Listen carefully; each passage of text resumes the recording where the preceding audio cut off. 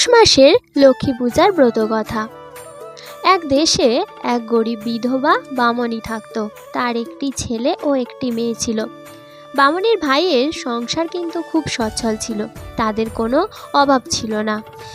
বামনীর তেমন ইচ্ছে না থাকলেও পেটের জ্বালায় সে তার ছেলে মেয়েকে নিয়ে ভাইয়ের বাড়ি গেল। ননদকে ও তার ছেলে মেয়েদের দেখে ভাজ তখন মনে মনে তাদের উপর খুব অসন্তুষ্ট হলো।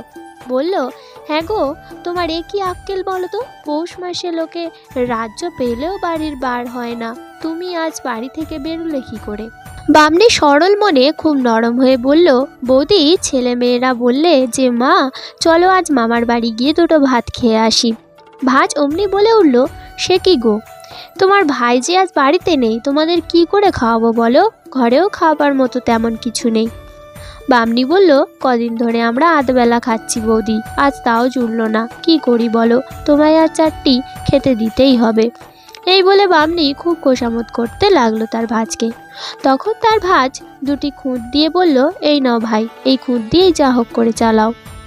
বামনী তখন দেখলো যে ভাইয়ের রান্নাঘরের চালে বেশ লাউ হয়েছে। সে তখন খাবার জন্য দু চারটি লাউ পাতা চাইল। ভাজ বলল, খেপেছ?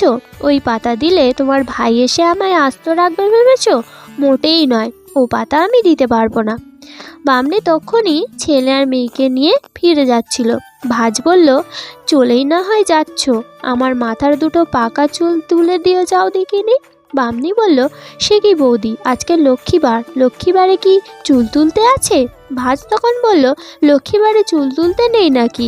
আর আমি যে লক্ষ্মীবারে তোমাদের খুঁত দিলুম, দিয়ে দাও সব খুঁত। এই কথা বলে ভাজ সমস্ত খুঁত কেড়ে নিল।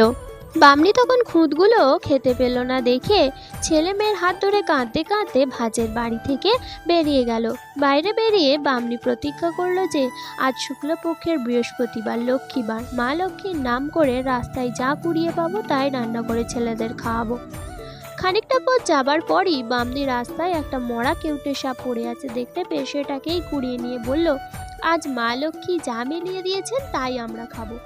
সাপটা নিয়ে এসে বামনী রাঁধতে লাগলো, কিন্তু কি আশ্চর্য, সে যতই জাল দেয় তা থেকে ততই সোনার ফেনা বেরোতে থাকে। বামনী খুব অবাক হয়ে মা লক্ষ্মীকে বারবার নমস্কার করতে লাগলো। শেষে খানিকটা সোনার ফেনা তার ছেলেকে দিয়ে বলল, বাজারে বেচতে পাঠালো। সোনার ফেনা বেচে ছেলে বেশ কিছু টাকা পেল, আর সেই টাকায় চাল ডাল তরকারি দই সন্দেশ কিনে আনলো। বামনী তখন মা লক্ষ্মীর পুজো করে তারপর জল খেলো।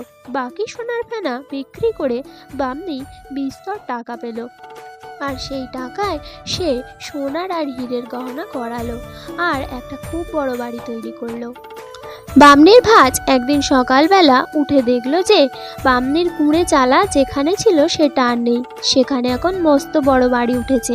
বামনীর এই অবস্থা কি করে হলো জানবার জন্য তার ভাজ ওদের সবাইকে নেমন্তন্ন করে পাঠালো। বামনীর তখন ছেলের বিয়েও হয়ে গেছে। সে তার ছেলের বউ আর মেয়েকে নিয়ে নানা রকম গয়না পরিয়ে খুব সাজিয়ে পালকি করে ভাজের বাড়িতে এসে পৌঁছালো। তাদের এইভাবে আসতে দেখে ভাজ তো অবাক।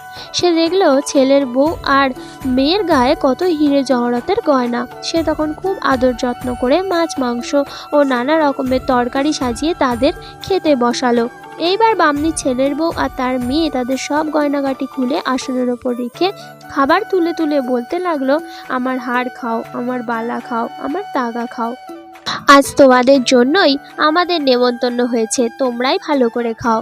ভাজ তখন বামনীকে জিজ্ঞেস করলো যে এটা কি ব্যাপার। তখন বামনী বলল, বৌদি, একদিন তোমার বাড়িতে দুটো খেতে চেয়েছিলাম, সেই দিন তুমি কিছুই খেতে দাওনি, আমরা তখন গরিব ছিলাম তাই, কিন্তু আজকের এই নেমন্তন্ন তো ধন দৌলতের নেমন্তন্ন, সেজন্য ওরা ওদের গয়নাগাটিকে নেমন্তন্ন খাওয়াচ্ছে, ওদের নেমন্তন্ন তো নয়। ভাজ তখন নিজের সেই ব্যবহারের জন্য ননদের কাছে লজ্জায় ক্ষমা চেয়ে নিল। কিছুদিন খুব সুখ ভোগ করে বামনী তার ছেলের বউ আর মেয়েকে পৌষ মাসের লক্ষ্মী পুজোর ব্রত করার সব নিয়ম শিখিয়ে দিয়ে স্বর্গে চলে গেল। পৌষ মাসের লক্ষ্মী পুজো ব্রতের ফলে পৌষ মাসে লক্ষ্মী পুজো করলে ঘরে সোনা দানা হিরে মোহরের অভাব থাকে না এবং যশ মান প্রতিপত্তি অনেক বেড়ে যায়।